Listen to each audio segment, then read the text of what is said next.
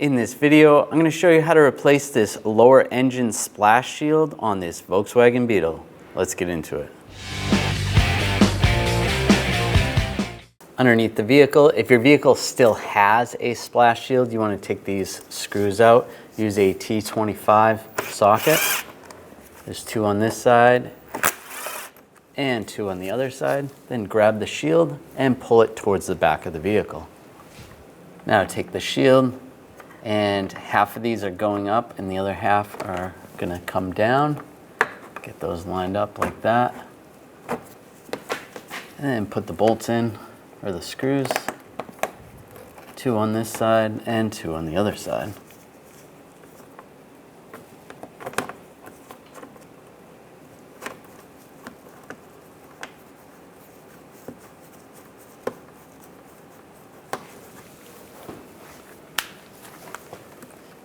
And take your socket and just snug those down.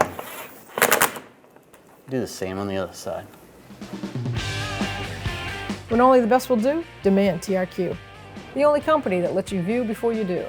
TRQ is committed to offering the highest quality aftermarket auto parts that are engineered for peace of mind. Thanks for using and viewing with TRQ.